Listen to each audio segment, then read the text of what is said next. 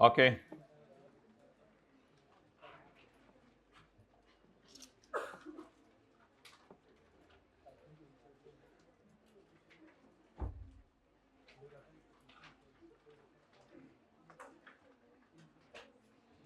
Page number 240। अच्छा, chapter 4 खोलने की जरूरत नहीं। लास्ट क्लास में हम ये डिस्कशन कर रहे थे, बिल्कुल आखिरी क्लास में पिछली दफ़ा हम ये डिस्कशन कर रहे थे कि अपोर्शनमेंट ऑफ डिडक्शन और apportionment of expenditure third row में आ जाए, एक ही लफ्ज है, थर्ड रो में आ जाए। अपोर्शनमेंट ऑफ डिडक्शन और अपोर्शनमेंट ऑफ एक्सपेंडिचर एक ही लफ्ज है। हमारे लॉ के अंदर दो चीजें हैं, एक है मैंने आपको बताया था इनकम टैक्स ऑर्डिनेंस, ये 2001 में आया था, और एक है इनकम टैक्स रूल्स, ये 2002 में आए थे। तो हमारे लॉ में दो चीजें हैं, one is income tax ordinance 2001 and the other is income tax rules 2002। तो ये जो सेक्शन हम पढ़े थे ना एक दिन, अल्लाह आपका भला करे,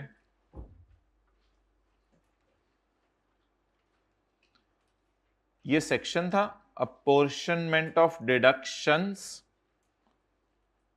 और ये था अपोर्शनमेंट ऑफ एक्सपेंडिचर, लेकिन हेडिंग एक ही है, कोई फर्क नहीं एक्सपेंडिचर और डिडक्शन में।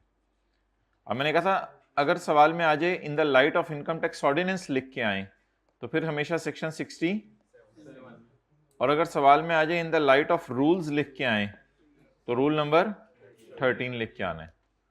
और अगर कुछ भी ना लिखा हो, 4-5 नंबर का सवाल हो, तो फिर सेक्शन 60, क्योंकि ये मेन चीज है, ये ऑर्डिनेंस है, ये रूल्स नहीं है। भाई थर्ड रो में आ जाओ। ओके,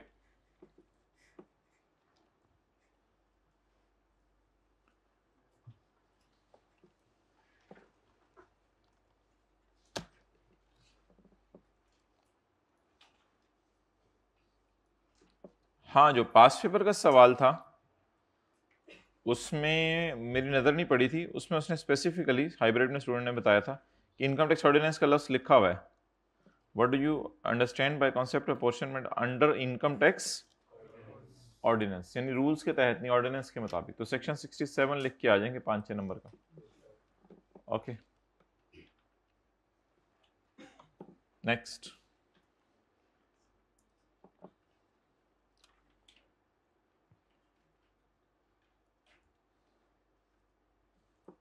वापस आ जाए चैप्टर 11 पे, 10 पे।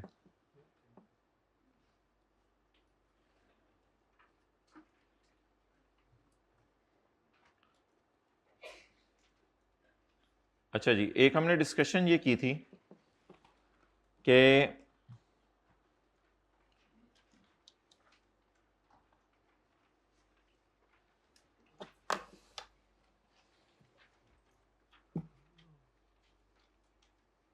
इनकम फ्रॉम कैपिटल गेन, अगर आपने प्राइवेट कंपनी के शेयर्स बेचे हैं तो ये नॉर्मल रिजीम में गिरेगा, और अगर आपने ज्वेलरी पेंटिंग वगैरह बेची है तो ये भी नॉर्मल रिजीम में गिरेगा। तो this all will fall under normal tax regime. और दूसरी बात हमने ये पढ़ी थी, भाई वो प्लास्टिक वाली बोतल रख दिया करें। दूसरी बात हमने ये पढ़ी थी कि जो पब्लिक कंपनी के शेयर्स हैं उनका बेचना नॉर्मल रिजीम में गिरेगा या सेपरेट ब्लॉक, और इमूवेबल प्रॉपर्टी जिसमें प्लॉट था, कंस्ट्रक्टेड प्रॉपर्टी थी और फ्लैट था, उसका बेचना भी फॉल करेगा सेपरेट ब्लॉक में। ये भी अब्दुल्ला को कहिएगा 3-4 और अरेंज कर लें, अभी कह दें उसको। तो ये और ये दोनों कहां फॉल करेंगे बोले, सेपरेट ब्लॉक के अंदर। Okay, let's start.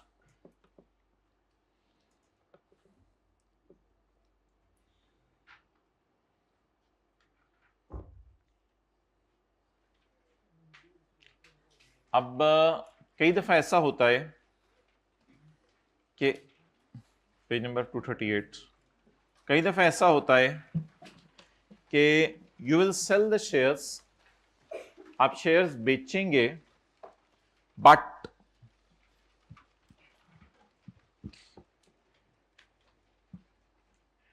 वो शेयर्स का बेचना सेक्शन 37 में फॉल करेगा।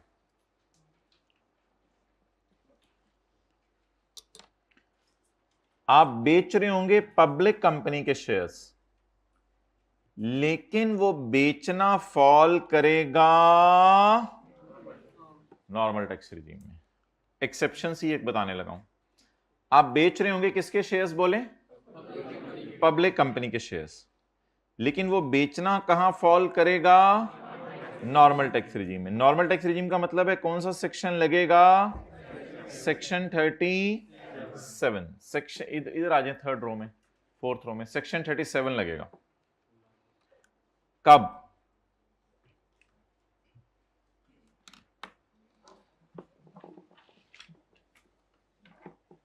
आप लिस्टेड कंपनी के शेयर्स बेचने होते हैं स्टॉक एक्सचेंज के जरिए। अगर आप लिस्टेड कंपनी के शेयर्स स्टॉक एक्सचेंज के जरिए ना बेचें और कोई बारों बार गेम करने की कोशिश करें और स्टॉक एक्सचेंज को बीच में ना डालें, और इसके साथ साथ नेशनल क्लियरिंग कंपनी एक पाकिस्तान में है, NCCPL, नेशनल क्लियरिंग कंपनी एक पाकिस्तान में है, उससे ट्रांजैक्शन रूट ना कराएं। जब आप शेयर्स बेचते हैं तो नेशनल क्लियरिंग कंपनी जो है इस ट्रांजैक्शन को रूट करती है और वो एविडेंस गैदर करती है कि आपने ये शेयर्स पब्लिक कंपनी के सही तरीके से बेचे हैं या नहीं बेचे, लिस्टेड कंपनी के सही तरीके से बेचे हैं या नहीं बेचे। तो अगर आप स्टॉक एक्सचेंज और NCCPL को बायपास करके शेयर बेचने की कोशिश करें तो फिर वो शेयर्स का बेचना सेक्शन 37A की बजाय सेक्शन 37 में गिर जाएगा। अच्छा, उसका नुकसान ये होता है कि आपको पता है सेक्शन 37 वालों के ऊपर टेबल 1 और 2 लगता है। टेबल 1 और 2 में रेट बड़े हाई हैं, इधर 37A में तो 15% तक रेट है, उससे ज्यादा रेट नहीं है, तो उधर रेट बड़े हाई हैं। और एक और भी नुकसान होगा आपको, जब 37A में जो चीज गिर जाएगी ना, फिर उसमें नोशनल एक्सपेंसेस भी माइनस करने की इजाजत नहीं है। नोशनल एक्सपेंस पता है ना, वो जो -0.5%, पता है ना, क्लासें ले रही है ना, मतलब ओके ओके। अच्छा भाई, उनको जरा बुलाइएगा टीए को।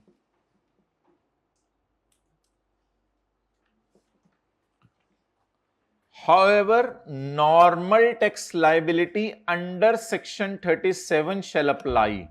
Getting the point? Normal tax liability under section 37 shall apply. भाई टेस्ट का क्वेश्चन पेपर का जो सफा है ना, जिसपे वो सवाल था एक इनकम ऑफ प्रॉपर्टी वाला, थोड़ा सा पता नहीं वो पहले सफे पे था दूसरे सफे पे था, जिसमें पुराना जा रहा था नया आ रहा था, पता नहीं कोई पहले पेज पे था। तो वो टेस्ट के क्वेश्चन पेपर का पहला पेज जो है सबके लिए फोटोकॉपी करा के ले आए, मेरे लिए ना लगिएगा। अच्छा, तो साथ वाले को घूर के देखें, अगर सैटरडे को नहीं आया था, जल्दी जल्दी जल्दी घूर के देखें। अच्छा, वापस आ जाए। आज तैयार हैं कैपिटल गेन अदर सोर्स सुनाने के लिए? कितने लोगों ने सही दिल से तैयारी की है? हाथ खड़ा करें, जो मर्जी सुन लें कैपिटल गेन अदर सोर्स में से। कितने लोग इंशाल्लाह कह रहे हैं एक मौका और दे दें, कल इंशाल्लाह सुनाएंगे? वो लोग हाथ खड़ा करें, एक मौका और दे दें, कल सुनाएंगे। भाई दरवाजे खोल दो, जाएंगे। अच्छा,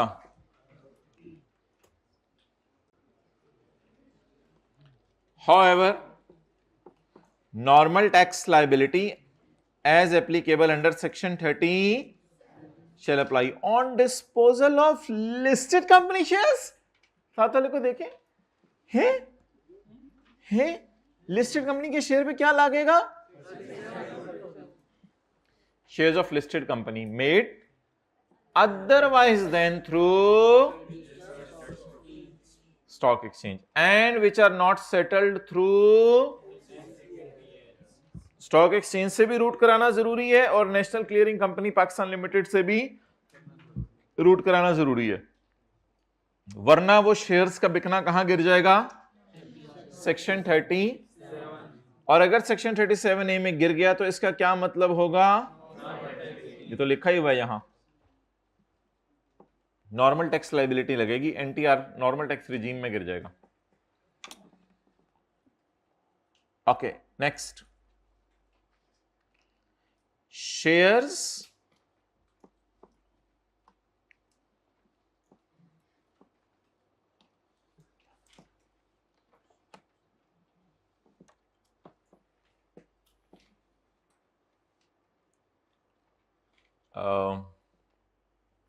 जब इनिशियल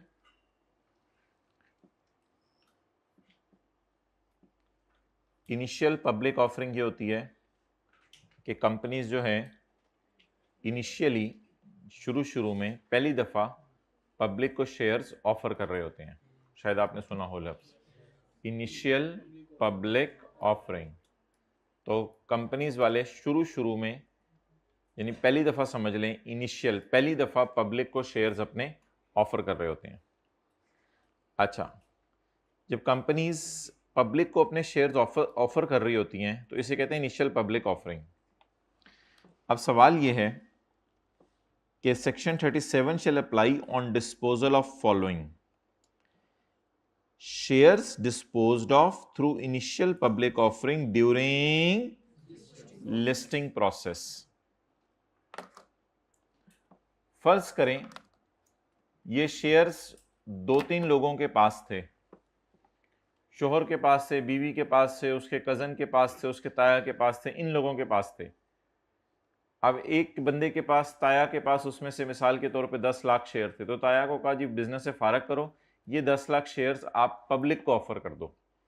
3-4 लोगों के पास शेयर्स हैं, उसमें से 10 लाख शेयर्स जो ताया के पास से हैं, ताया का तो कोई पता नहीं, ताया से पिछले दिनों लड़ाई भी हुई थी, कंपनी में फटा डाल के बैठ सकते हैं, तो ताया को फारिग करो और ये शेयर्स पब्लिक को ऑफर कर दो। अब ताया वो शेयर बेच रहे होंगे और इनिशियल पब्लिक ऑफरिंग उनकी हो रही होगी, तो shares through initial public offering during listing process, और कंपनी को भी क्या कराया जा रहा होगा? लिस्ट स्टॉक एक्सचेंज में, ताकि आज के बाद सारे शेयर्स किसके जरिए बिकें? स्टॉक एक्सचेंज के जरिए बिकें।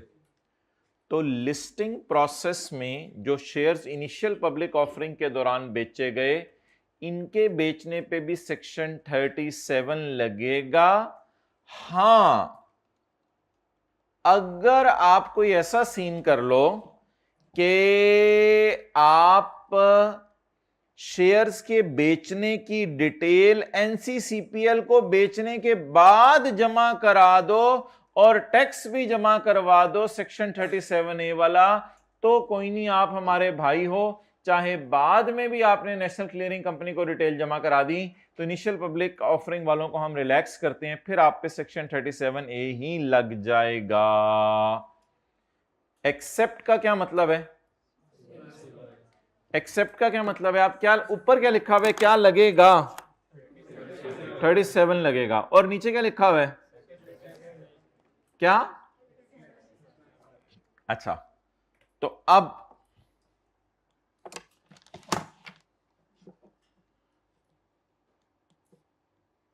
शेयर्स आपने डिस्पोज किए, no stock exchange involve and no NCCPL, तो सेक्शन 37। अच्छा, शेयर्स आपने डिस्पोज किए इनिशियल पब्लिक ऑफरिंग के जरिए, तो क्या लगेगा? सेक्शन 37। सबर, शेयर्स आपने डिस्पोज किए इनिशियल पब्लिक ऑफरिंग के जरिए, बट डिटेल आपने एनसीसीपीएल को दे दी, detail is given, but detail to NCCPL is given, बाद में डिटेल आपने आपको दे दी, एंड टैक्स पेड, और टैक्स आपने पे कर दिया जो 15% बन रहा था, फिर आपको रिलैक्सेशन है, आप पे क्या लगेगा? सेक्शन 37A लगेगा। तो 1 में ये बात की है और 2 के अंदर ये 2 बातें की हैं। कुछ समझ आई, नहीं समझ आई? तो initial public offering general rule में कहां जाएगी? सेक्शन 37। लेकिन अगर इनिशियल पब्लिक ऑफरिंग का गवर्नमेंट को बता दें एनसीसीपीएल को और टैक्स भी जमा करवा दें तो फिर कहां चली जाएगी? Section 37A। 37 और 37A में फर्क क्या है? 37 वालियों को सिर्फ इनकम में ऐड किया जाता है, फिर लेस नहीं किया जाता। इनको न्यूमेरिकल के फेस पे डाल के ऐड किया जाता है, फिर लेस किया जाता है, फिर इन पे अलग रेट लगाए जाते हैं। 37A के मुताबिक जमा कराएंगे आप।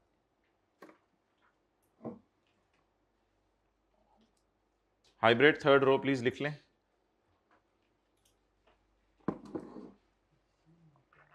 थोड़ी मेहरबानी होगी।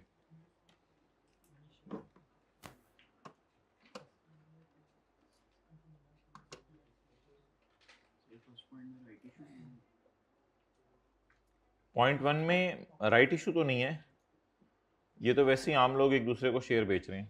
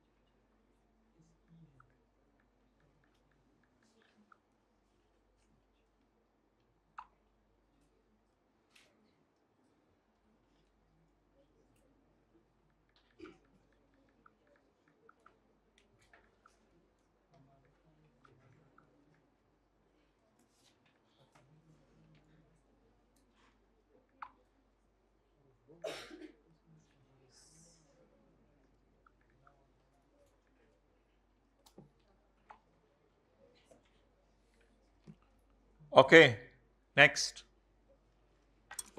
डन? कोई मुंह हिला दिया करें, हाइब्रिड वाले भी फिजिकल वाले भी। डन? ओके, शुक्रिया। याद करें जल्दी से। जनरल रूल तो हमारा वही है, प्राइवेट कंपनी पे कौन सा शेयर लगेगा? सॉरी क्या लगेगा? Normal tax regime. और पब्लिक कंपनी पे? लेकिन अगर ऐसी पब्लिक लिस्टेड कंपनी हो जिसके शेयर्स आप स्टॉक एक्सचेंज और एनसीसीपीएल के अलावा बेच रहे हो तो सेक्शन 37 लगेगा। और ऐसी पब्लिक लिस्टेड कंपनी हो जो इनिशियल पब्लिक ऑफरिंग कर रही हो तो उस पे भी सेक्शन 30। हाँ, अगर वो एनसीसीपीएल को बता दे और टैक्स पे तो फिर माथे से जरा बाल हटाओ, मुझे लग नहीं रहा आप क्लास में हो। हाँ अब सही है, आगे चलें।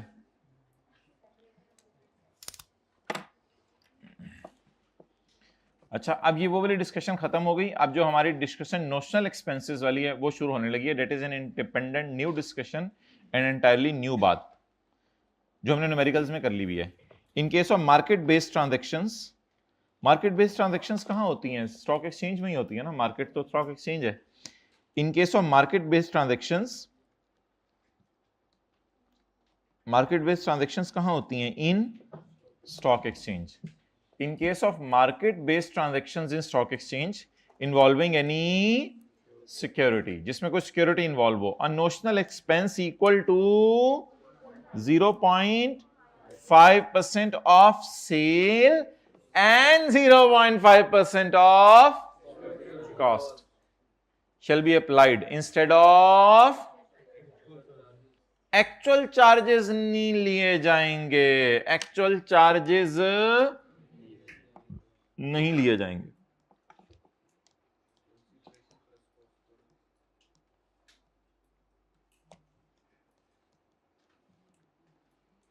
सिक्योरिटी आपने डिस्पोज की, कॉस्ट 100, सोल्ड फॉर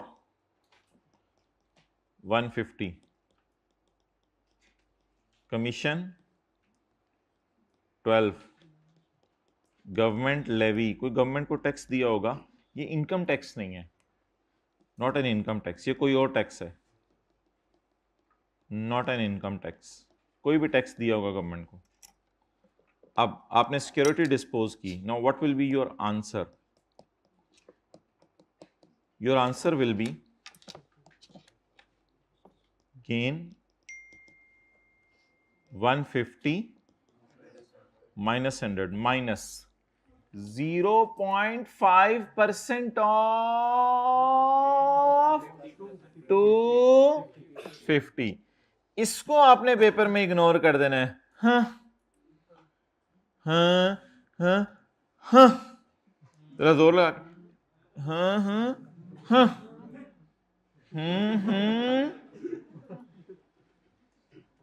करें सारे दूसरे इसको। हाँ, हाइब्रिड में भी आवाजें आए। हाँ हाँ हाँ हाँ, तो इन दोनों को आपने इग्नोर कर देना है। बताएं 48.75 नोट कर लें। तो किसको इग्नोर करना है? एक्चुअल, ये इनकम टैक्स नहीं है, कोई और टैक्स होगा, गवर्नमेंट ने कोई भी टैक्स लगाया होगा शेयर बेचने पे, हो सकता है कोई सूबे की गवर्नमेंट लगाती हो, कोई भी लगाती हो, not an income tax. Income tax तो हम खुद निकालेंगे इस पे। रिपेयर को भी इग्नोर नहीं करते थे, उसकी जगह क्या माइनस करते थे? तो यहां भी एक्चुअल खर्चों को इग्नोर कर दें, उसकी जगह क्या माइनस कर दें? Notional expenses. ये नोट क्यों नहीं करे? सेकंड नंबर नोट्स घर रह गए हैं भाई, एक सफा मंगवा के दो टीए रूम से, या साथ वाले दे रहे हैं रजिस्टर से फाड़ के, देख लें, जल्दी करो, देख लो अब कौन जीता है, या आप ला दो टीए रूम से या साथ वाले को रजिस्टर से दे दें, पिछली रो वाले रजिस्टर से दे दें, कोई दे दें अगली रो, जल्दी जल्दी जल्दी। जी जी बिल्कुल, हाइब्रिड में आए, कोई मसला ही नहीं। लेट आना है तो बंदे को रिलैक्स रहना चाहिए, लेट आना क्या प्रॉब्लम है?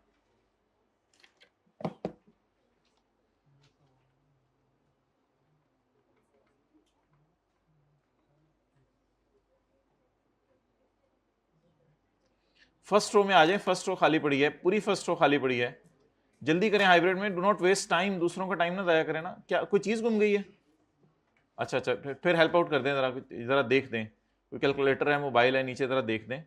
जाहिर बात है अगला बंदा परेशान होता है, एक आधा मिनट देख लें सारे।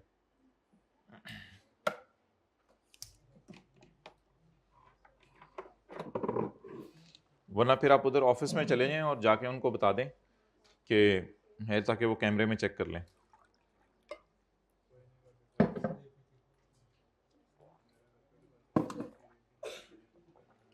डन जी।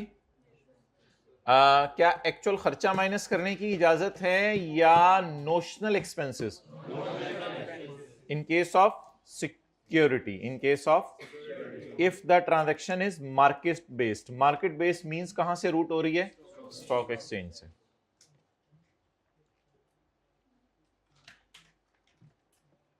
और खैरियत से हैं?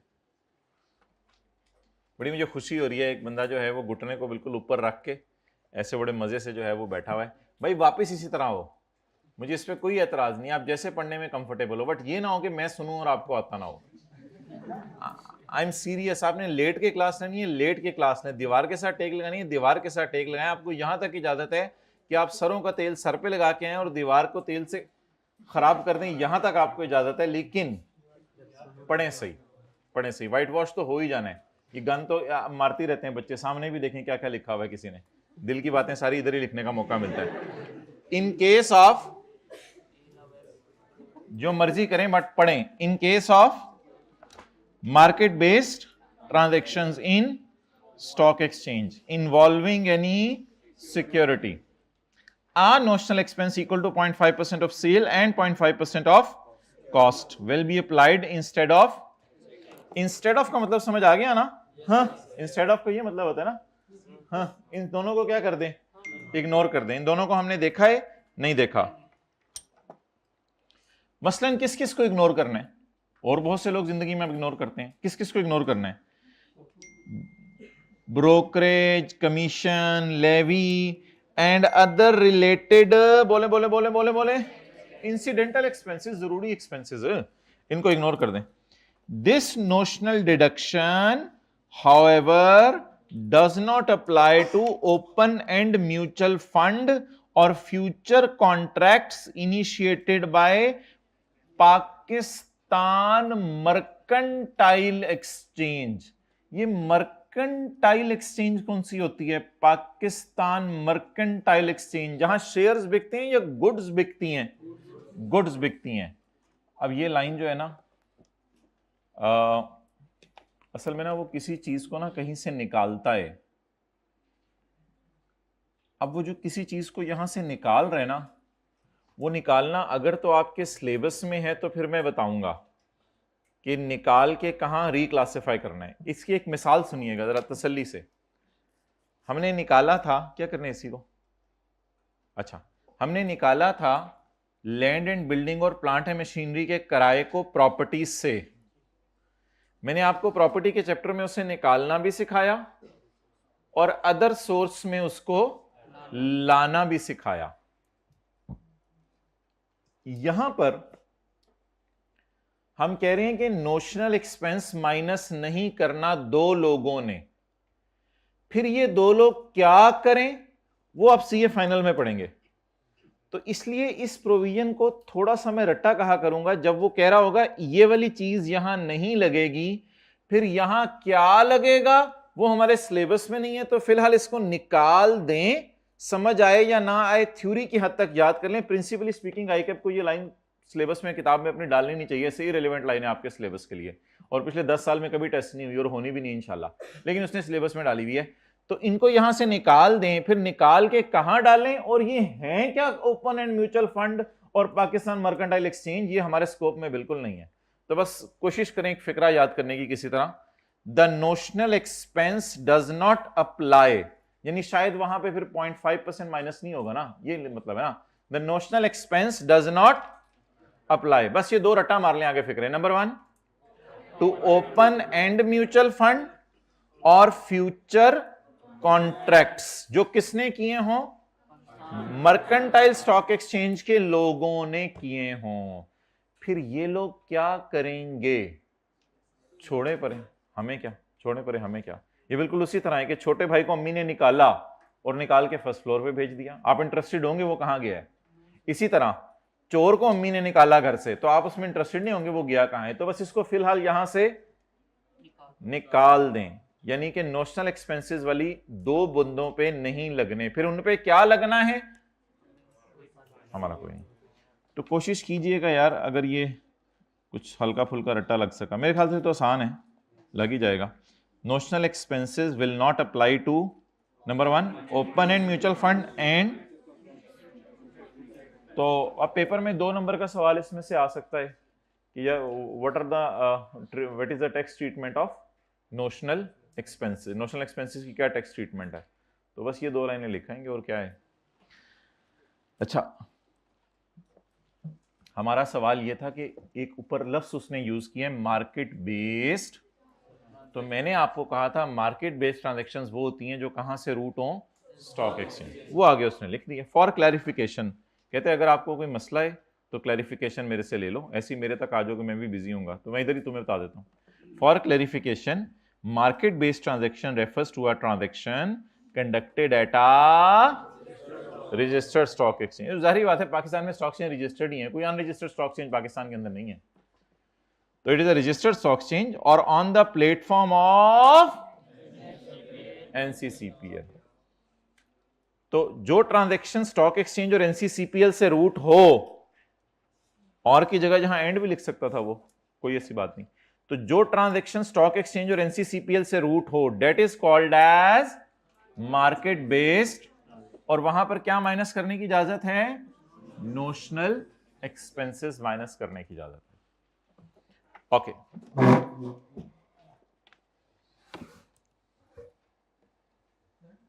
जी कौन सा,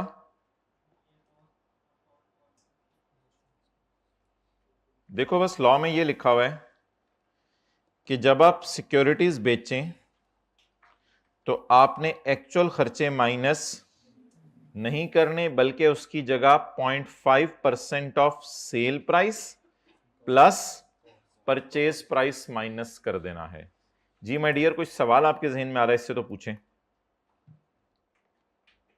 यह क्लियर हो गया? आवाज आ रही है? माइक आपके पास है?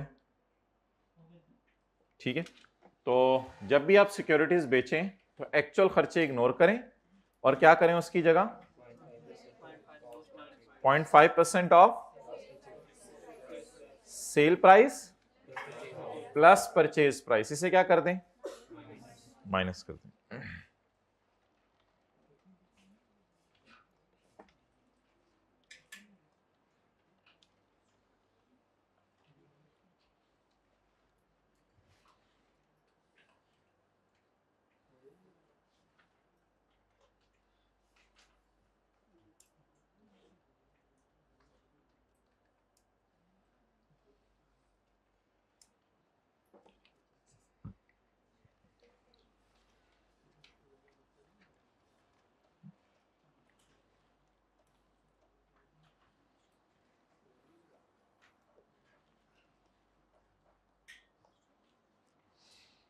चलें, इसका एक सवाल जो है ना कल करेंगे, मुझे याद करा देना, इसका सवाल बना के लाने में, इसका एक सवाल कर लेंगे कल। ओके, चलें जी आगे आ जाएं। पेज 240।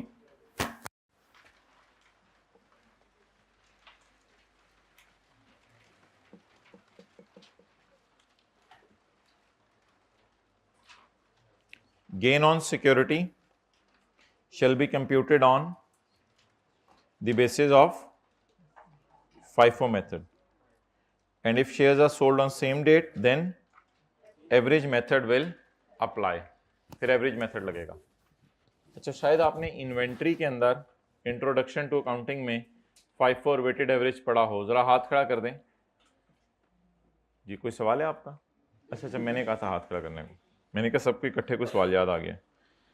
तो अगर आप सिक्योरिटी सेम दिन में खरीद के बेचें, अगर आप सिक्योरिटी क्या करें, सेम डे में खरीद के बेचें, same day purchase and sale, if shares are sold on same day then कौन सा मेथड लगेगा, एवरेज। और अगर सेम डे को ना बेचें बल्कि सेम डे की बजाय किसी लेट, सेम डे को बेचना तो बड़ा रेयर होता है, उसी दिन खरीद के कौन बेचता है चीजें, अगर लेटर डेट पे आप सेल करें तो FIFO। इसका इंशाल्लाह हमने न्यूमेरिकल करना है, इसका न्यूमेरिकल हम इंशाल्लाह करेंगे चैप्टर नंबर 12 के अंदर, तो उसमें इंशाल्लाह इसकी डिस्कशन हो जाएगी। तो फिलहाल एक बस बात छोटी सी याद कर लें, अगर शेयर सेम डेट को खरीद के बेचे तो एवरेज मेथड, और अगर आज खरीद के चंद दिनों बाद बेचे तो FIFO।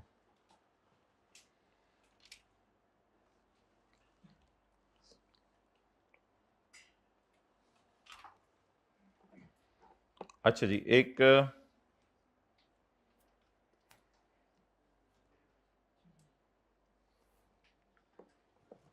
वॉश सेल, सेल को धो देना, अब जरा अटेंटिव रहना है, वॉश सेल, सेल को धो देना।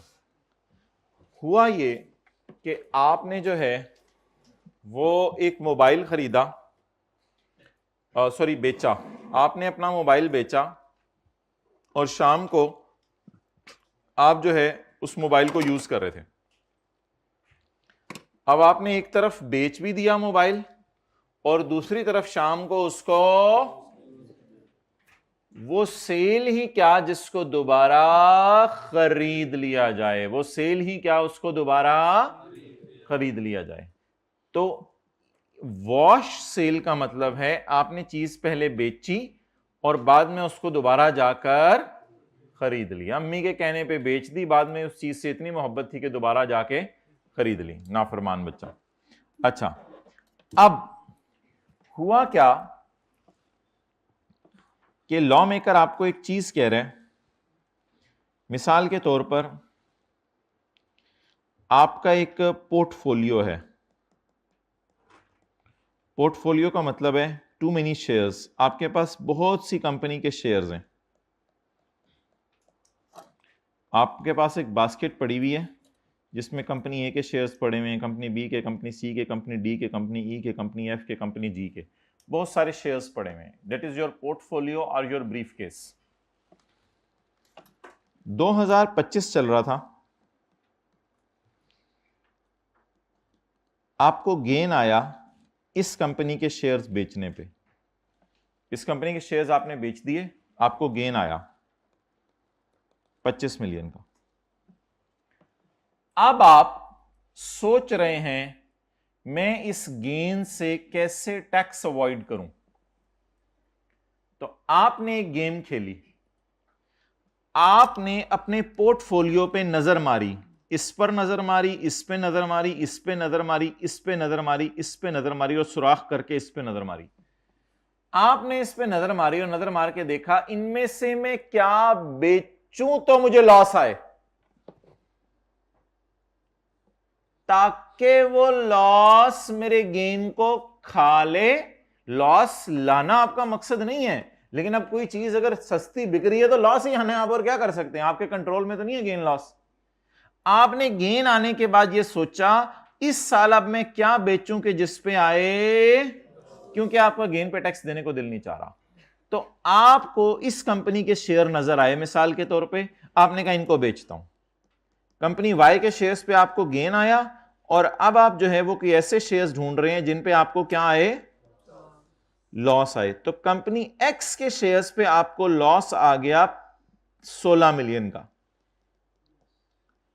अब आप जो टैक्स देंगे वो किस इनकम के ऊपर देंगे, 9 मिलियन। 9 मिलियन पे आप टैक्स देंगे। लॉ मेकर कहते हैं कोई मसला ही नहीं, कोई मसला ही नहीं, वो ठीक है, खैर है, आप 9 मिलियन पे टैक्स दें, लेकिन एक रिस्ट्रिक्शन है मेरी तरफ से, वो सुन लें कि इनको दोबारा खरीदिएगा ना, इस सेल को वॉश नहीं करना, इस सेल को, ये तो गेन आ गया ना, मजे से एंजॉय करें इस गेन को, लेकिन ये जो आपने सेल किया अगर इसमें 2 नंबरी की ना कि ये बेचे मुझे दिखाने के लिए और 4 दिन बाद जाके वही खरीदे हुए थे शेयर शाम को आपने, तो इसकी इजाजत मेरे भाई नहीं है। तो सिंपल सी बात है, आपको जिन शेयर्स में क्या आ जाए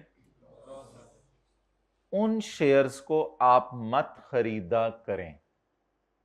कितने अरसे के अंदर अंदर, 1 महीने के अंदर अंदर। हां, उसके बाद अगर आपने खरीदने हैं वो आपकी मर्जी। अब अगर आप बेचे हुए शेयर्स जिन पे लॉस आया था उनको 1 महीने के अंदर अंदर दोबारा खरीद लेंगे तो सजा ये मिलेगी कि ये जो लॉस माइनस हुआ था ये क्या हो जाएगा, डिस अलाउ हो जाएगा। जब ये लॉस डिस अलाउ होगा तो आपको 9 मिलियन पे टैक्स देना पड़ेगा या 25 माइनस 0 पूरे 25 मिलियन पे। तो बता दें किस चीज की इजाजत नहीं है, जिन शेयर्स पर लॉस आया उनको अगले 1 महीने तक दोबारा खरीद। अगर इनको आपने दोबारा खरीद लिया 1 महीने तक तो इसका नाम पड़ जाएगा वॉश सेल। सेल को धो दिया, सेल को आपने खत्म कर दिया, वॉश कर दिया, दोबारा उनको क्या करके, परचेज करके। अच्छा, इफ आफ्टर सेल, भाई सेल हुए हैं तो लॉस आया ना, इसको इस तरह कर दें, ये देखें भाईजान, मैं नोट करने का टाइम दूंगा, प्लीज पहले सीए करें। डिस्पोजल ऑन, डिस्पोजल ऑन तो नहीं होना चाहिए, डिस्पोजल गेन किस पे आया, कंपनी वाई पे, और डिस्पोजल पे क्या आया, लॉस कंपनी एक्स पे। If after sale I bye them in 1 month, then EN वाला, AN वाला, then I will pay tax on 9, on 9, on 20, and if I do not buy them in 1 month, then I will pay tax on 9. चलें जी, note करें। That's very important. You are supposed to note it down. Otherwise, I will beat you.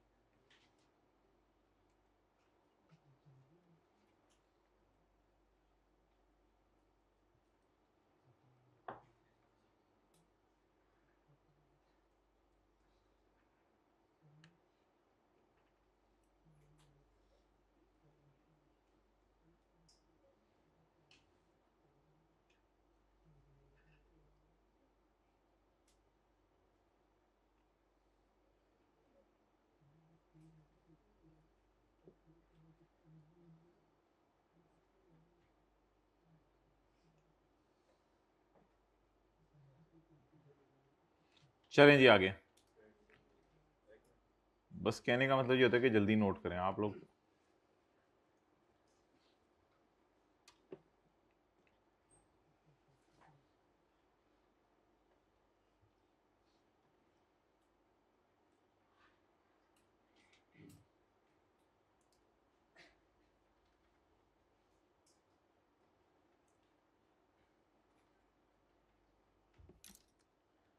चलो चलिए, दुनिया थी उस नुखड़े।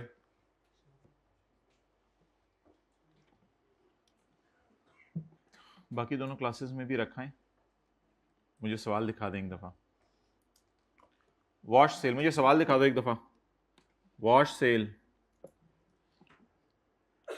दिखाओ। If an investor, तस्वीर भेज दो। If an investor sustains loss, अगर एक इन्वेस्टर को क्या आ जाए, किस पर, ऑन डिस्पोजल ऑफ सिक्योरिटी के बेचने पर। कौन सी सिक्योरिटी के बेचने पे लॉस आया? If investor sustains loss on disposal of security and in 1 month, एक महीने के अंदर ही और इस बीवी बच्चे, कई दफा वो बानो के नाम के खरीद लेते हैं शेयर, बड़ा तेज है। तो अगर वो बानो के नाम के शेयर खरीद ले, रुखसाना के नाम के शेयर खरीद ले, सब्जेक्ट टू कि उसकी बीवी हो ये, अगर वो बानो या रुखसाना के नाम के शेयर खरीद ले तो फिर क्या होगा? हम तो डूबे हैं सनम, तुमको भी ले डूबेंगे। तो बहरहाल पकड़ा तो यही जाएगा, बानो तो इसके लिए दुआएं करेगी। तो ये हरकत गड़बड़ होगी और इसको पकड़ा जाएगा और इससे कहा जाएगा कि मोहतरम बानो के सरताज, आपको ये लॉस माइनस करने की इजाजत नहीं है, क्योंकि आपको मना किया गया था कि इन शेयर्स को आपने एक महीने के अंदर अंदर नहीं बेचना। बस तीनों क्लासों में रखते हैं, आप जाएं रिलैक्स करें। एंड इन 1 मंथ ही और हिज बीवी बच्चे परचेज द सेम शेयर, दस मेंटेनिंग हिज पोर्टफोलियो का मतलब बताएं। दस मेंटेनिंग हिज, जब आप आएंगे इसकी बास्केट में नजर मारेंगे तो ये वाले तो जा चुके, ये वाले वहीं पड़े होंगे। 10, पंजाबी वाला 10 नहीं, अंग्रेजी वाला 10। 10 maintaining the, how he has maintained the portfolio real guys. बेचने से पहले भी ये पड़े हुए थे इधर, और जब बेच दिए तो दोबारा खरीदे तो फिर भी 10 मेंटेनिंग द पोर्टफोलियो, नजर मारी तो ये शेयर उधर ही पड़े हुए थे। अब सजा बताए ना, सजा ऊपर लिखी हुई है, capital loss shall not be admissible. अब ये लॉस माइनस करने की इजाजत, और अब आप टैक्स किस पे देंगे? पूरे 25 पे। ये 25 लिखने की मैंने कोशिश की है। टैक्स किस पे देंगे आप? 25 पे। इसको दोबारा पढ़ लें। येलो वाला हाईलाइट कर लिया आपने ऊपर? अल्लाह आपके साथ वाले को एक हाईलाइटर खरीदने की तौफीक दे, मोबाइल का कवर बेच के। कैपिटल लॉस, कवर बिकेगा तो मोबाइल के टूटने का चांस जल्दी होगा, मोबाइल टूटेगा तो दिल नहीं लगेगा उसमें, फिर दिल पढ़ाई में लगेगा। दिल ने तो लगना ही है, या मोबाइल में लगे या पढ़ाई में लगे, इसलिए पढ़ाई में लगा लें। अगर एक इन्वेस्टर को क्या आए, हाँ जगह जी लगाने की दुनिया नहीं है। If an investor sustains a loss on disposal of and in 1 month ही और हिज बीवी बच्चे purchase the same share, thus maintaining the portfolio, then क्या होगा? then बोले then capital loss shall not be admissible, capital loss minus करने की इजाजत नहीं होगी। अच्छा जी, अगले पेज पे आए। टैक्स स्वैप सेल, मोबाइल को पुठा करके रखे ना, ऐसे फिर कोई नोटिफिकेशन आएगा, मैसेज आएगा, बंदा देखता है। हाइब्रिड प्लीज मोबाइल को पुठा रखे, पहली दूसरी रो पुठा करके रखें मोबाइल को। Tax swap sale, what does it mean? Tax swap sale, cross trade में पढ़ा देता हूं, टैक्स स्वैप सेल।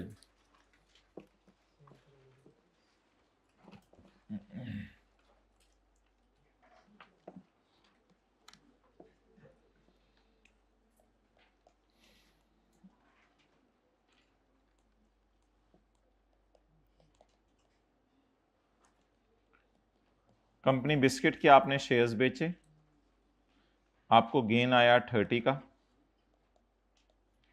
और कंपनी बाटा के आपने शेयर्स बेचे, आपको लॉस आया 18 का। जवाब 12 पे आपने टैक्स देने। If you purchase shares of company service, आपको पता है सर्विस भी जूते बनाती है, जूते, ये भी जूते बनाते मारते हैं और ये भी जूते बनाते हैं। If you purchase shares of company service, नहीं याद रहेगा तो ठीक है, फिर हश पपीस कर लें। हश पपीस से तो जूते ही जहन में आते हैं, नहीं परस तो नहीं मेरे जहन में आ रहा, जूते आ रहे हैं, मैं क्या करूं। If you purchase shares of company hush puppies, अगर आप हश पपीस के शेयर खरीद लें, still 18 will be disallowed. 18 क्या हो जाएगा? डिस अलाउ हो जाएगा। 18 क्या हो जाएगा? डिस अलाउ हो जाएगा। स्टिल 18 विल बी, बोले बोले बोले बोले बोले, अभी भी 18 डिस अलाउ हो जाएगा। रीजन बताएं क्या है? आपने शेयर्स तो बदल लिए, लेकिन आपने ऐसी कंपनी के शेयर खरीदे वो भी जूते मारती थी, वो भी जूते बनाती थी। तो शेयर तो आपने, खड़े हो, खड़े हो आप, आपको कॉन्सेप्ट ज्यादा अच्छा समझ आएगा। आज ये ट्रांसफर हो रहा है कॉन्सेप्ट, फील कीजिएगा। आपने शेयर्स तो बोले बोले बोले बोले बोले बोले बेच दिए, आपने शेयर्स तो बैठे, आपने शेयर्स तो बेच दिए बाटा के, लेकिन जब खरीदने की बारी आई तो आपने खरीदते हुए बाटा के नहीं खरीदे, लेकिन ऐसे ही इदारे के खरीद लिए जिससे जूते ही बनाने हैं, तो इसकी भी इजाजत नहीं है, इंडस्ट्री बदलनी थी। हां, if you purchase shares of company Honda जो गाड़ियां बनाती है, नाउ 18 विल बी अलाउड, फिर 18 अलाउ हो जाएगा, क्योंकि अब आपने जो है वो इंडस्ट्री भी बदल ली है। होंडा वाले तो जूते नहीं, होंडा के जूते हैं, मैं देखें मेरा होंडा जूते बना रही है, मैंने होंडा के जूते पहने हुए। ठीक है, नोट करें जी। तो इधर उधर की ना बात कर, तू बता कल तेरे घर संडे आया था? संडे आया था कल आपके घर? कैसा रहा, एंजॉय किया संडे को? टेस्टी था?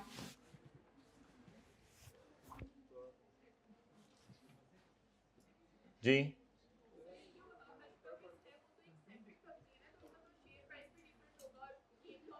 बस वो लॉ मेकर कह रहे हैं कि अगर आप सेम इंडस्ट्री में रहेंगे तो सेम इंडस्ट्रीज आमतौर पे सेम तरीके से रिएक्ट करती हैं।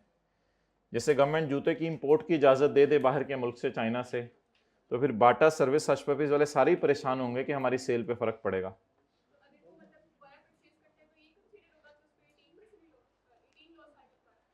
नहीं नहीं, उसने तो अभी परचेज किए हैं, वो जब कभी हश पपीज बेचेगा तो फिर वो तो अलग बात है। फिलहाल हमारा ये मकसद है कि अगर आप कोई सेल करें तो सेल करके सेम इंडस्ट्री में आपने चीजें खरीदनी नहीं है, शेयर्स बस। अक्खां खोल के क्लास लाओ।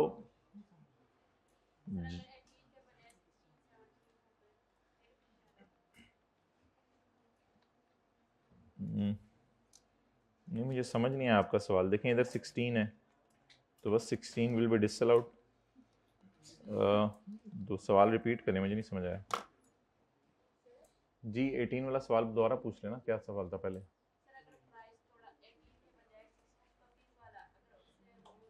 नहीं नहीं, हश पपीज वाला शेयर आगे जितने मर्जी का खरीदें उससे कोई फर्क नहीं पड़ता, हमने बस इस 18 को डिसअलाउ करना है। हश पपीज वाला शेयर जितने मर्जी का खरीदें आप। अब समझ आया आपका सवाल जी।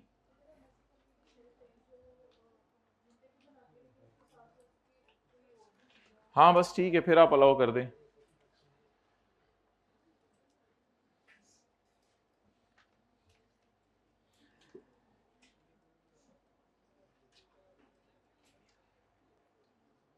प्यार से पूछो साथ वाले से, मियाँ मिठू चूरी खाओगे?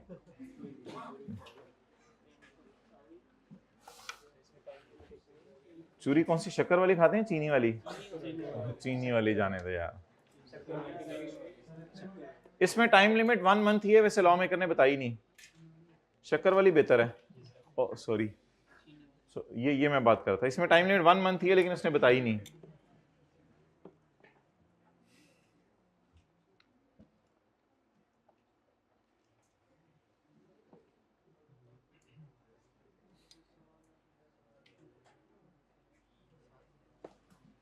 अल्लाह जो इंशाल्लाह आपको बबलू देंगे ना, उनको शक्कर, देसी घी, खालिस दूध और टैक्स स्वैप सेल,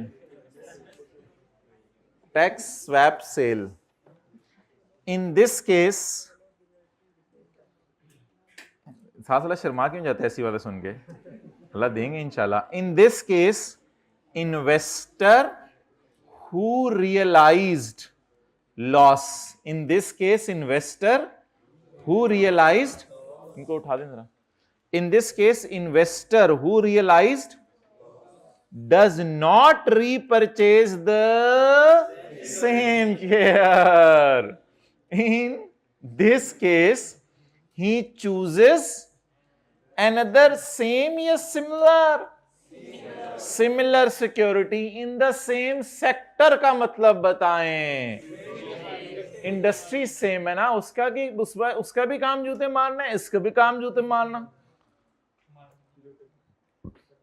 इसके जरिए उसने कोशिश की है कि वो टैक्स को एलिमिनेट करे, यही कोशिश की है ना। इसके जरिए उसने कोशिश की है वो टैक्स को एलिमिनेट करे। देखें, ये बाटा कंपनी के शेयर्स बेचना मकसूद नहीं होता, लेकिन आपको बिस्किट वाली पे इतना गेन आ गया होता है कि आपको गेन पे टैक्स देते हुए डेथ आ रही होती है, मौत आ रही होती है, तो आप उस गेन को कम करने के लिए असल में शेयर्स बेचते हैं। फिर through this he has eliminated the tax, इसने टैक्स भी बचाने की कोशिश की है, एंड थ्रू दिस, इतने से ये वाली गेम करके इसने टैक्स बचाने की कोशिश की है। बाद में तो उसने खरीद लिया ना, क्योंकि बेचना का दिल ही नहीं था उसका। Through this he has eliminated the tax and has maintained the portfolio. No, the portfolio is changed now. अब किसके शेयर है हमारे पास? हाँ, he has maintained the portfolio at same risk return profile. इस बात का मतलब बताएं, he has maintained the portfolio at same risk return profile. उसके पोर्टफोलियो की प्रोफाइल का रिस्क सेम है, शेयर सेम नहीं है। रिस्क कैसे सेम है? रिस्क कैसे सेम है कि गवर्नमेंट अगर कह दे आज के बाद पाकिस्तान में जूते बनना बंद, तो बाटा भी जूते बनाते हैं, हश पपीज भी जूते बनाते हैं, दोनों परेशान होंगे। तो रिस्क दोनों का सेम है। इसी तरह गवर्नमेंट अगर कह दे आज के बाद बाहर का जूता नहीं आएगा, तो बाटा वाले भी खुश, हश पपीज वाले भी खुश कि लोकल इंडस्ट्री प्रमोट होगी और हमारे मजे होंगे। रिटर्न प्रोफाइल कहते हैं इसे। और अगर गवर्नमेंट इनके बारे में इनके टैक्सेस बढ़ा दे, गवर्नमेंट का जूते बनाने वाले 20-20% टैक्स और देंगे, तो रिस्क बाटा का भी बढ़ गया, हश पपीज का भी रिस्क बढ़ गया। तो क्या हमने शेयर सेम, पोर्टफोलियो सेम रखा है या पोर्टफोलियो का रिस्क रिटर्न सेम रखा है? क्या हमने पोर्टफोलियो सेम रखा है या पोर्टफोलियो का रिस्क रिटर्न सेम रखा है? और पिछली मिसाल में पोर्टफोलियो सेम रखा था। पढ़ें जी दोबारा। In this case investor who realized, investor कौन होता है? जिसके पास शेयर होते हैं। Investor who realized does not purchase the same share, same share नहीं खरीदता, सिक्योरिटी शेयर ही होते हैं आमतौर पर। In this case he chooses another similar share in the same sector, same sector में वो सिमिलर शेयर खरीदता है। इसके जरिए उसने टैक्स को क्या कर दिया? And has also maintained the portfolio at the same risk and return profile. Risk के साथ कॉमा डाल दें रिटर्न के दरमियान में।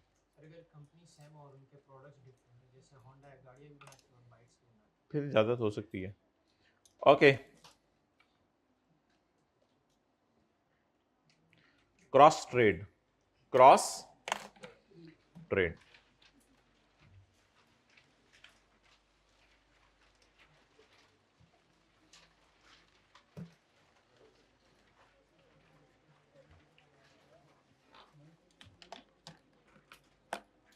अच्छा भाई,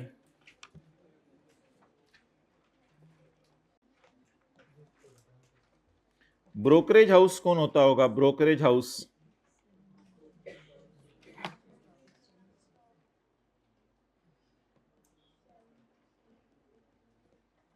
जो बड़े लेवल पे शेयर खरीदता बेचता है, ब्रोकर्स जिन्हें कहते हैं। ठीक है, ब्रोकरेज हाउस। ये बबलू का है और ये बबलू के कजन का है। ये बबलू के कजन का है। अब हुआ क्या कि इसको गेन आया 50 ट्रिलियन का, ज्यादा होगी, और इसको गेन आया 70 ट्रिलियन का। अब ये इस गेन के ऊपर बिलियन, अब ये इस गेन के ऊपर टैक्स नहीं देना चाह रहे। अब बबलू अपने कजन को वो शेयर बेचेगा जिससे बबलू को लॉस आए, और बबलू का कजन बबलू को वो बेचेगा जिससे बबलू के कजन को लॉस आए। कहते हैं ये कोऑर्डिनेशन तुमने करने की कोशिश की तो दोनों के लॉस फर्क कर दूंगा। साल के एंड पे बोरियां की बोरियां जा रही हैं, क्या हो रहा है जी? बबलू अपने कजन को जो है वो शेयर बेच रहे जिन पे लॉस आए, और इसी तरह बबलू का कजन किसको शेयर बेच रहे हैं? बबलू को बेच रहे ताकि बबलू के कजन को लॉस आए। तो अब अगर इधर से इधर शेयर बिके और क्या आया? लॉस। लॉस आया मिसाल के तौर पे 30 का, इसको फर्ज कर लें इसको भी लॉस आया, जितना मर्जी लॉस आया उससे कोई फर्क नहीं पड़ता। लॉस 42 का आया, कोई लॉस आना जरूरी आना बराबर नहीं है। लेकिन ये लॉस कैसे आया? ये वाला जो लॉस आया था इसकी वजह से ये लॉस आया और इसकी वजह से ये लॉस आया। तो इसका नाम क्या है? क्रॉस। उसको जो 42 का लॉस आया वो इसकी वजह से आया, इसकी वजह से इसको बेचने से 42 का लॉस आया और उसको इसको बेचने से 30 का लॉस आया। ये लॉसेस में माइनस करने की इजाजत नहीं है। अगर पता चल जाए कि ये रीशफलिंग किस लिए हुई थी, सिर्फ लॉस को रिकॉर्ड करने के लिए, आगे वही बात है कि 1 महीने के अंदर अंदर अगर इन्होंने खरीद लिए तो ये चीज इनकी पकड़ी जाएगी। अगर नहीं खरीदे फिर कोई मसला नहीं, फिर आप अपने कजन को बेचें, फिर आप अपने फूफा को बेचें, ताया को बेचें, परदादा लकड़दादा को बेचें, उसमें कोई मसला नहीं। लेकिन आप 1 महीने के अंदर अंदर खरीदे मत दोबारा। तो that is like a cross trade, इसकी इजाजत नहीं है। ये जो शेयर्स बेचे हैं उनके ऊपर जो लॉस है, मिसाल के तौर पे शेयर होंगे 32 मिलियन के, वो आपने 2 मिलियन के बेच दिए तो 30 का लॉस आ गया।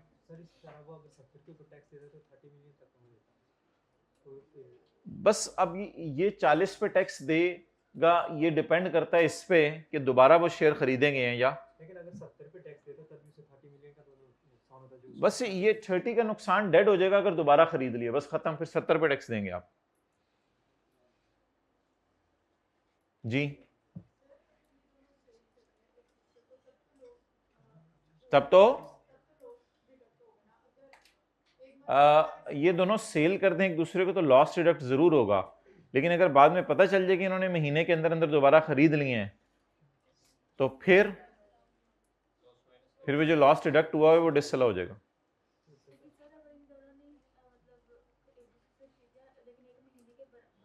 एक महीने के बाद बेचने के, 1 महीने के बाद खरीदने फिर कोई मसला नहीं।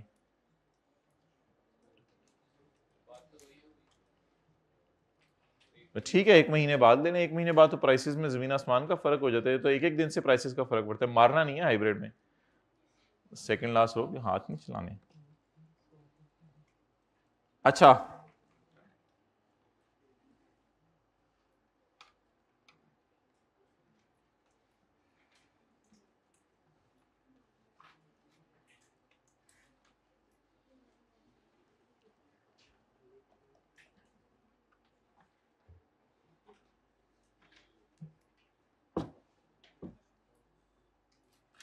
वेयर, मोबाइल यूज करते हुए, वेयर कोऑर्डिनेटेड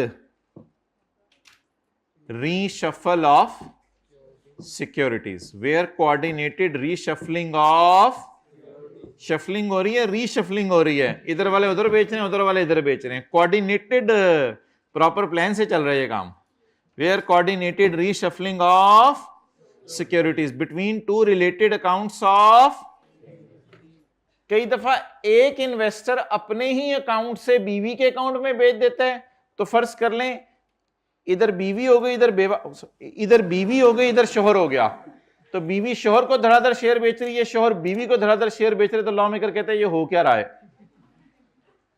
तो where coordinated reshuffle of securities between two जानने वाले अकाउंट्स ऑफ, एक ही इन्वेस्टर अपने जानने वाले अकाउंट्स में सेल परचेज कर रहा है, बेटे बेटी को बेची जा रहा है, और बिटवीन, बड़े लेवल पे गेम हो रही है, बिटवीन टू रिलेटेड, रिलेटेड का मतलब ये है ना कि ये इसका कजन है, तो जानने वाले हैं, रिलेटेड, रिलेटेड पार्टी भी शायद आपने लफ्ज कभी सुना हो। इज अंडरटेकन, ऐसा क्यों हुआ है, to artificially realize capital loss. इस सारी बोरियों के जाते जाते एक बंदा आया,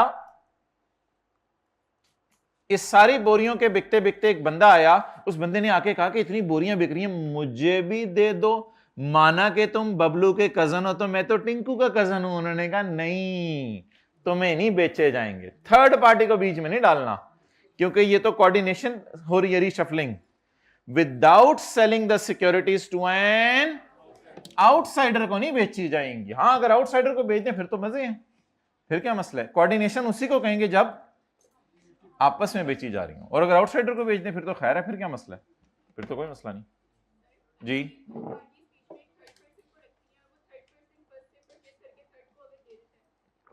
तो ये तो कोऑर्डिनेशन की फर्दर कोऑर्डिनेशन होगी, ये तो हाई लेवल की कोऑर्डिनेशन होगी, ये भी पकड़ी जाएगी,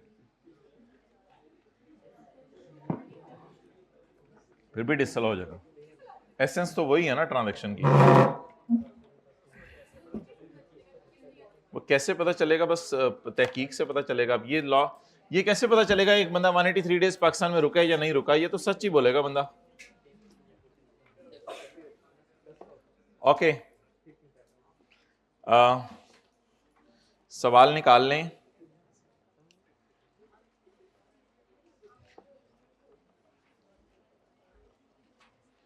भाई वो सवाल बांटो, हर क्लास में सवाल बांटे जरा प्लीज, हाइब्रिड में कोई सवाल बांट दे भाई, हाइब्रिड में जल्दी से बांट दें सवाल, इधर फिजिकल में भी जल्दी से बांट दें जी भाई।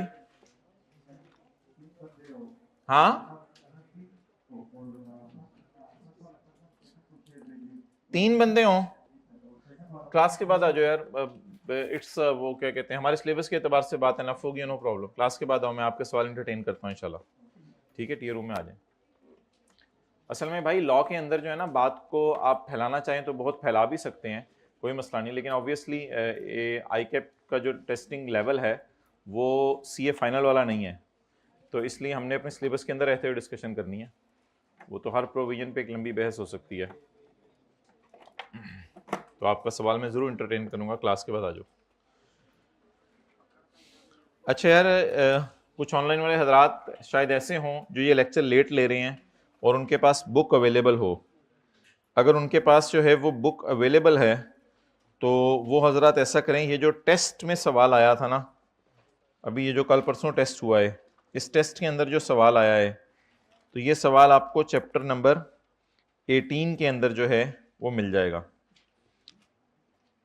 तो वो ऑनलाइन वाले हजरात जिन्होंने सेशन लेट ज्वाइन किया है और उनके हाथों में किताब है, तो वो हजरात जो है चैप्टर 18 निकाल लें। बेशक नाम बताएं क्या है बाजी का?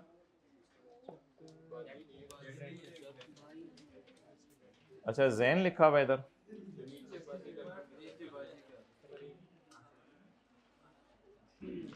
फरहीन कौन बोल रहा है? हाथ खड़ा करें। पेज नंबर कौन से बुक का? नुमान अब्बास।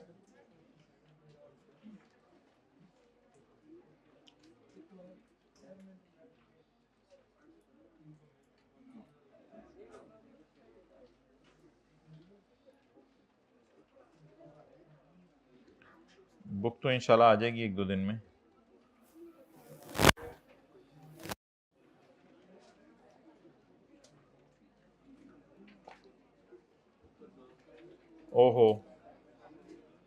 ये तो सारी फिगर्स और सब उसने चेंज किया हुआ है।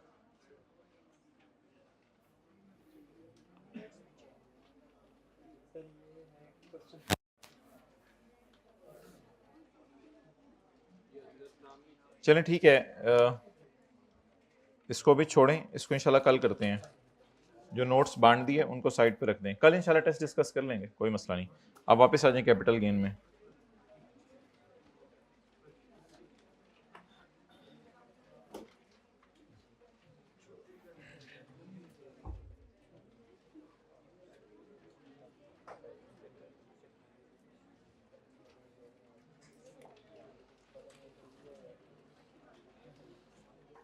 पास papers,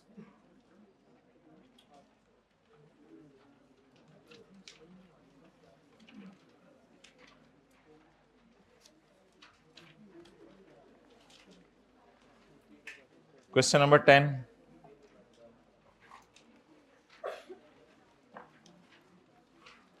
Zaheer sold a painting, खामोश रहे।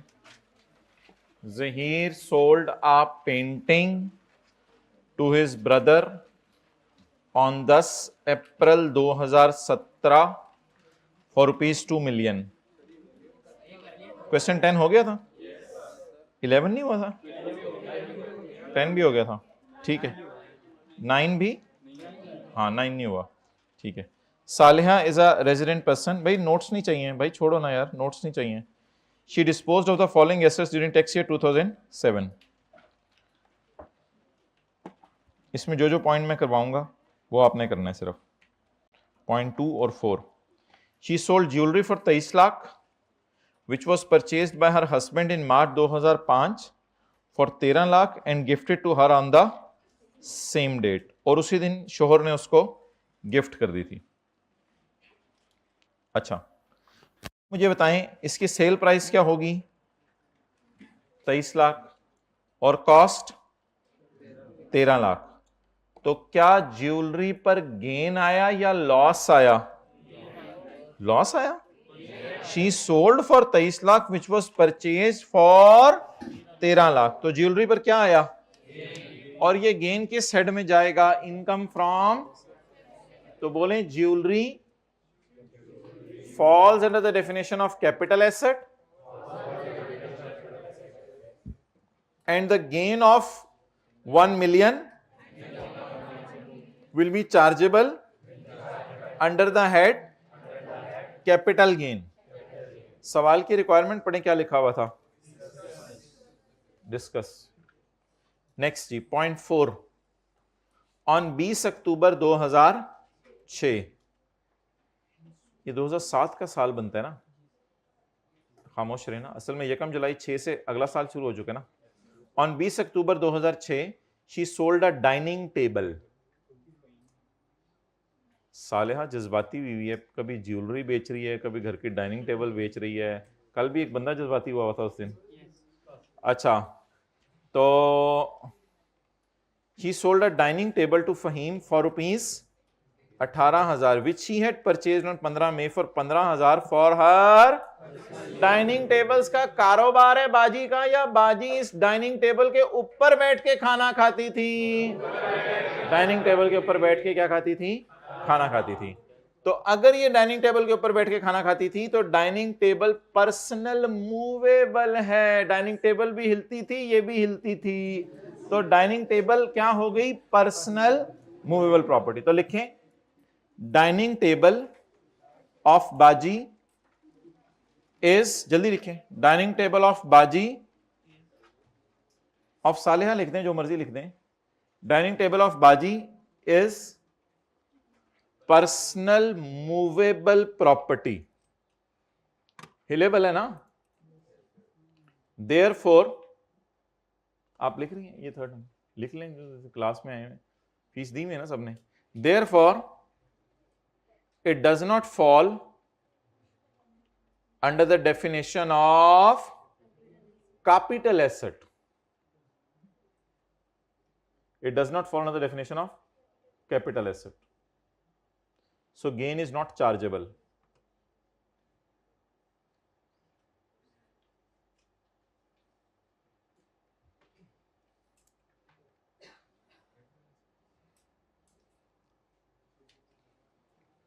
इसलिए इस गेन को किसी हेड में भी लेकर नहीं जाएंगे।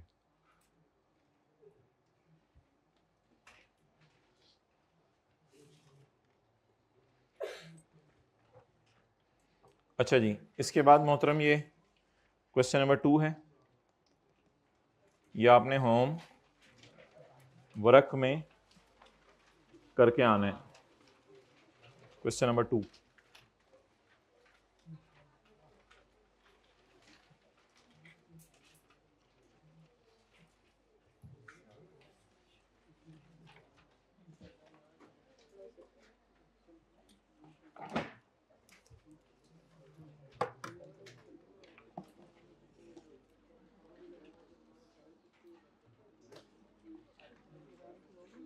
अच्छा भाई इधर देखें,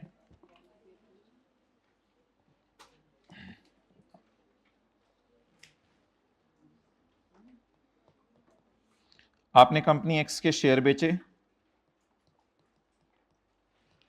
कंपनी एक्स के शेयर बेचे, तो इसमें 40% गवर्नमेंट ओन कर रही थी। 40% शेयर इसके कौन ओन कर रहा था? गवर्नमेंट ओन कर रही थी। इसके बाद आपने कंपनी टी के शेयर्स बेचे,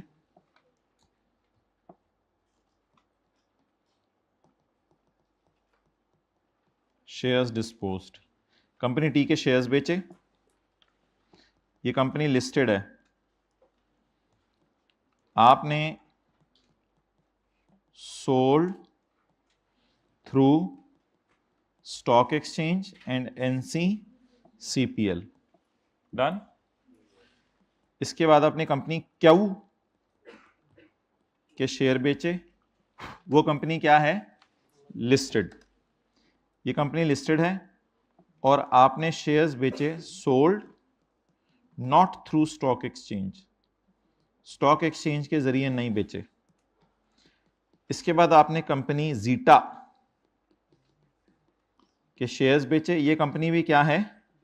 लिस्टेड। इनिशियल पब्लिक ऑफरिंग में आपने बेचे शेयर्स, इनिशियल पब्लिक ऑफरिंग में, but details shared with NCCPL and tax is paid, और टैक्स आपने पे कर दिया सेक्शन 37A के मुताबिक। अच्छा जी, अदर, इसके बाद आपने जो है, जल्दी करें जो भी हाइब्रिड में जाने, इसके बाद आपने ज्वेलरी बेची, ज्वेलरी का कारोबार नहीं है, आपके जो जाती इस्तेमाल में थी, ये आपने बेच दी। Date of purchase, date of sale, cost, sold for,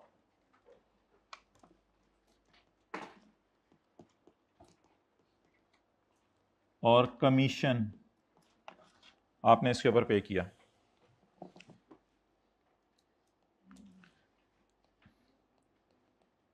बाईस जून 2025, 22 जून 2025, 22 जून 2025, 22 जून 2025, 22 जून 2025, 22 जून 2025, यकम जुलाई 13,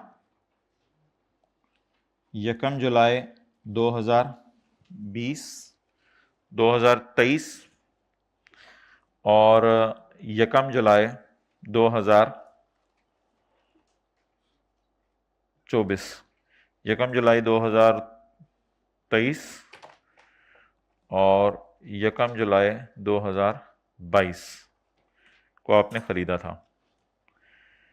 यकम जुलाई 1980 ये डेट ऑफ परचेज हो गई। ख़रीदा 200 का, बेचा 250 का, ख़रीदा 210 का, बेचा 260 का, ख़रीदा 20 का, बेचा 30 का, ख़रीदा 18 का, बेचा 36 का, 38 का, ख़रीदा 10 रुपये का, बेचा 4 रुपये का, कमीशन पे किया 3 रुपये, 2 रुपये, कमीशन पे किया 1 रुपये, कमीशन पे किया 1 रुपये, कमीशन पे किया 2 रुपये, कमीशन पे किया 5 रुपये, और कमीशन पे किया 1 रुपये। चलें जी, नोट कर लें। आधा मिनट है आपके पास नोट करने के लिए।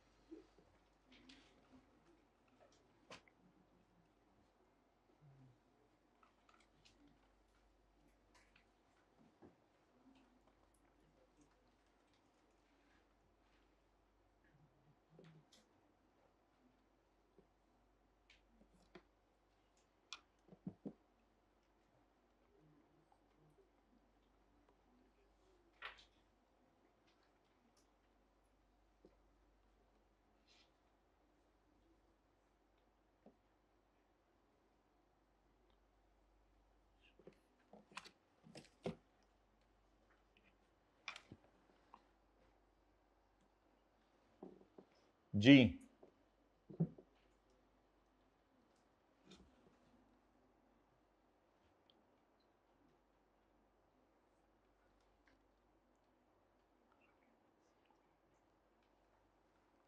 नोट कर लिया तो हाथ खड़ा कर दें।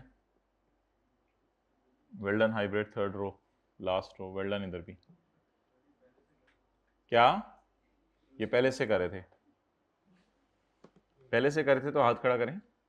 पहले से कर रहे थे, ओके शुक्रिया, कोई मसला नहीं। साथ साथ समझना चाहिए, कुछ बच्चे समझ लेते हैं साथ साथ नोट करने के, कुछ मेरे जैसे होते हैं नोट ना भी कर रहे हो फिर भी एंड पे समझ नहीं आती।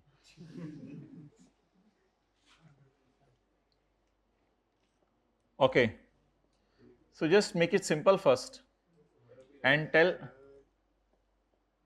If you note it down today, then we will solve it tomorrow. No, then we will solve it on yesterday, and yesterday will never come. We will solve it on yesterday, inshallah.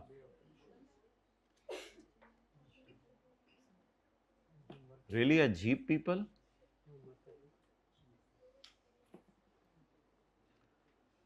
Okay.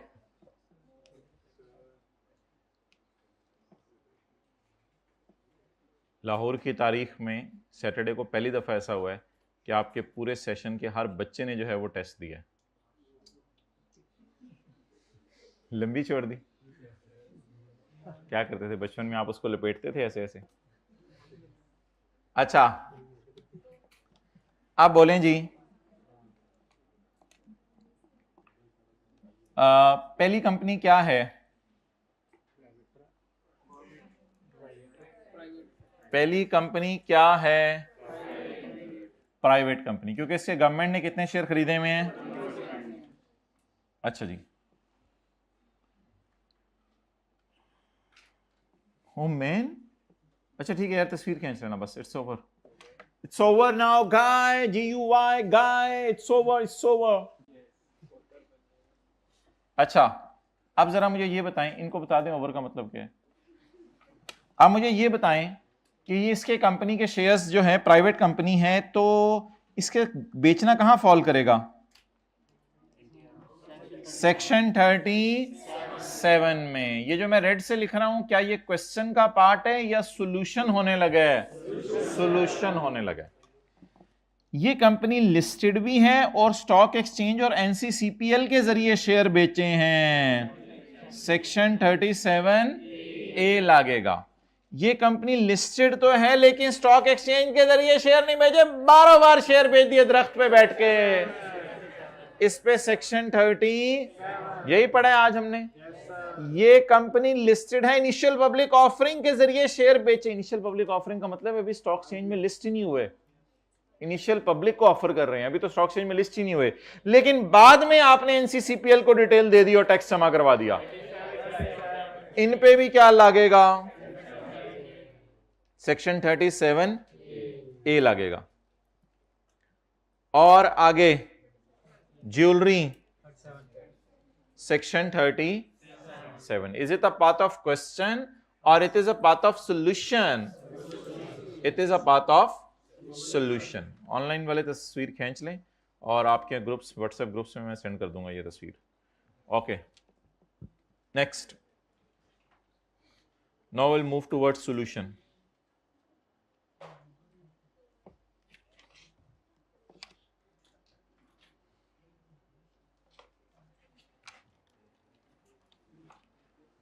जी,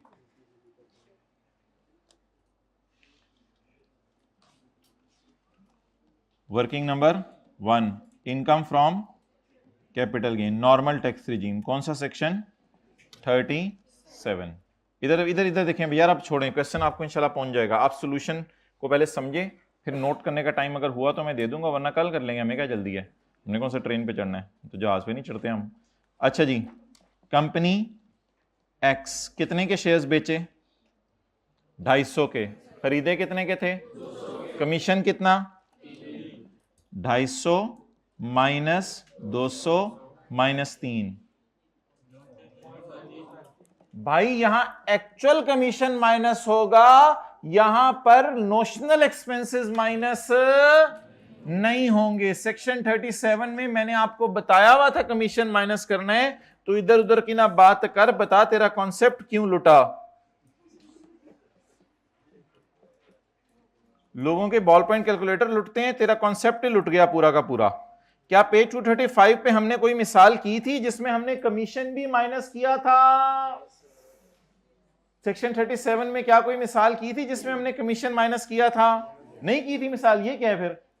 तो ये commission minus किया था ना हमने, नहीं याद आ रहा? ये दूसरे सफे पे, ये पहला सफा था चैप्टर का, पहला पहला ये पहला सफा था, और ये दूसरा सफा था। दूसरे सफे पे कमीशन माइनस नहीं किया था चाचू, उस वक्त तुम जो है वो अमरूद खा रहे थे,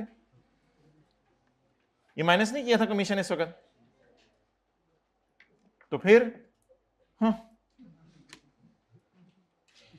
अब बोले सेक्शन 37 में कमीशन माइनस करना है या नोशनल एक्सपेंसेस माइनस करने हैं? कमीशन माइनस करना है। For further details you can not meet me after class. जी जवाब कितने लोगों को याद आ गया जरा? चलिए आप सुन लें, सेक्शन 37 में कमीशन माइनस करेगा और 37A में नोशनल एक्सपेंसेस माइनस करेगा। ओके नेक्स्ट, आगे चलें। सवाल किधर है? थले हैं सवाल होते हैं।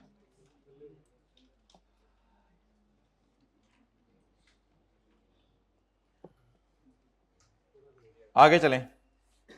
अब ये कंपनी कौन सी है? लिस्टेड। टी तो मुझे भी पता है। ये कंपनी कौन सी है? लिस्टेड। और शेयर्स किससे बेचे हैं? स्टॉक। अब अगर स्टॉक एक्सचेंज से शेयर बेचे तो कौन सा सेक्शन लगेगा? 37A में एक्चुअल कमीशन माइनस होगा या नोशनल एक्सपेंस माइनस होगा? तो इसका इस पे उंगली रख के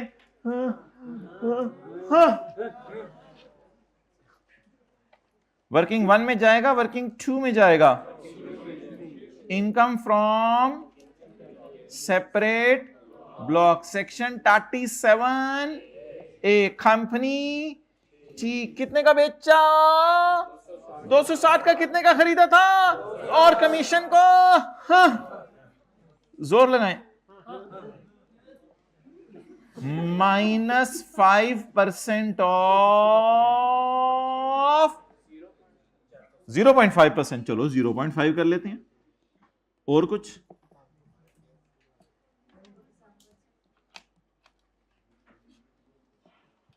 जी बोलें। 47.65, 47.7 कर लें, 65 को राउंड करके। यहां तक कितने लोगों को समझ आ रहा है? जरा हाथ खड़ा करके बता दें। सेक्शन 37 में कमीशन माइनस करना है और 37A में नोशनल एक्सपेंसेस माइनस करने हैं। Emotional expenses, notional expenses. आए अगला सेक्शन कौन सा लागेगा? 37। अगर 37 लागेगा तो इसको गले लगाएंगे, इसको हाँ नहीं करेंगे। इसको तो करना था ना हाँ। देखें भाई 37A होगा तो एक्चुअल खर्चा इग्नोर करके नोशनल एक्सपेंस, और अगर 37 होगा तो एक्चुअल खर्चा। अब 30 minus 20 minus 2, 30 minus 20 minus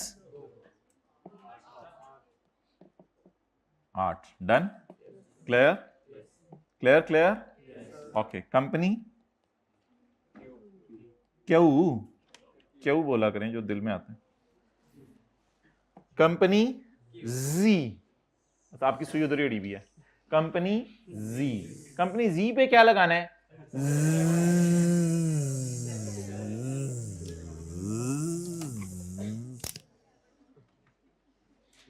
section 37A। तो 37A में क्या करेंगे, तेरे में से तू माइनस करेंगे और इसमें हाँ की जगह क्या माइनस करेंगे, क्योंकि कौन सा सेक्शन लागे या लगवाऊं, ओके लगवाता हूं अभी। भाई टीका लेके आओ जी। सेल प्राइस 38, कॉस्ट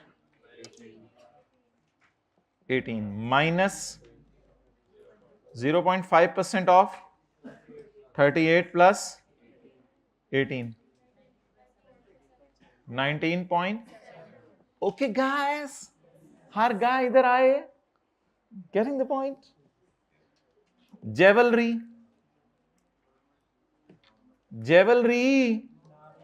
और बुड्ढी दा जेवर बेच छड़िया जालिम ने।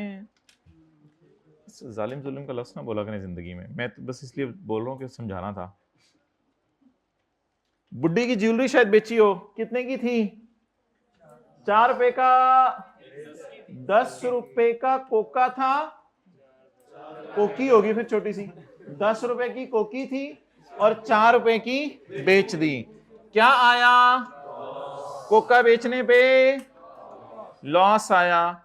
कोका कितने का बेचा, 4 का। भाई समझने पे फोकस करो यार, हद होगी। ये तस्वीरें ले लो, सारी तस्वीरें ले लो, जो तस्वीरें लेनी है ले लो, तो समझने पे फोकस करो। कितने का बेची कोकी खरीदी कितने की थी, कमीशन कितना, 1 रुपए का। माइनस करेंगे, लेकिन ज्वेलरी पे लॉस रिकॉर्ड करने की इजाजत नहीं है। वो कोका ही क्या जिस पे लॉस आ जाए, तो ज्वेलरी पे लॉस माइनस करने की इजाजत। बाकी इंशाल्लाह इसको कल पूरा करेंगे। बिल्कुल नोट ना करें, ये दोनों तस्वीरें मैं आपसे शेयर कर लेता हूं, कोई मसला नहीं। घर में तसल्ली से इसको एक दफा पढ़ के आइएगा। For further details you can not meet me. भाई ऑनलाइन वाले हजरात, जो मसला आता है मीटिंग में बताया करें। इधर उधर टीए को बताएंगे, किसी और को बताएंगे, ग्रुप्स में बताएंगे। अगर हल ना हो तो मुझे मीटिंग में बताया करें। जूम मीटिंग मंडे को होती है मेरे भाई, आप ही के लिए मीटिंग होती है जी। वेलकम।